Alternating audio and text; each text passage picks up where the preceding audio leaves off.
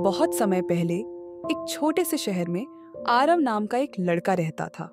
वह बहुत ही शांत और दयालु था, लेकिन उसे हमेशा लगता था कि उसमें कोई खास हुनर नहीं है। वह अपनी बहन माया के साथ पुराने महलों और रहस्यमयी जगहों की कहानियां सुनना बहुत पसंद करता था। एक दिन शहर के बाहर एक पुरानी हवेली के बारे में चर्चा होने लगी। कहा जाता था कि वहां एक जादुई संगीत घर है, जहां से हर पूर्णिमा की रात को अद्भुत धुनें सुनाई देती हैं, लेकिन कोई भी उस घर के अंदर जाने की हिम्मत नहीं करता था। आरव को यह सुनकर बहुत जिज्ञासा हुई। अगली पूर्णिमा की रात वह चुपचाप घर से निकला और हवेली की ओर चल पड़ा।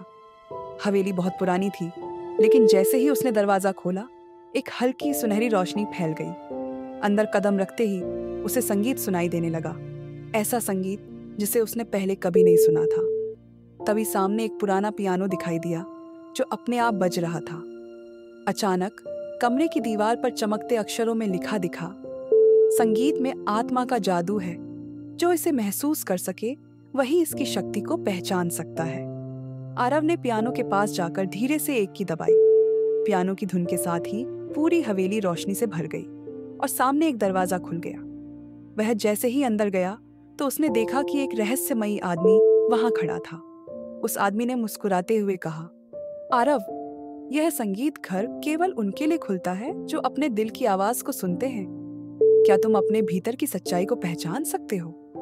आरव थोड़ा घबरा गया, लेकिन फिर उसने गहरी सांस ली और कहा, मैं हमेशा सोचता था कि मुझ में कोई खास बात नहीं है, लेकिन इस संगीत को सुनकर मुझे एहसास हुआ कि मेरे भीतर भी एक अनोखी शक्ति है। जैसे ही उसने यह कहा, पूरा कमरा चमक उठा और वह आदमी धीरे धीरे प्रकाश में बदलने लगा। उसकी आवाज गूंजी, आरव, तुमने अपने अंदर की शक्ति को पहचाना है। अब यह संगीत तुम्हारा साथी बनेगा। अगली सुबह जब आरव अपनी आंखें खोलता है तो वह खुद को अपने घर में पाता है, लेकिन अब वह पहले जैसा नहीं था।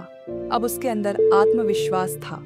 उसने संगीत सीखना शुरू किया और धीरे धीरे पूरे शहर में मशहूर हो गया।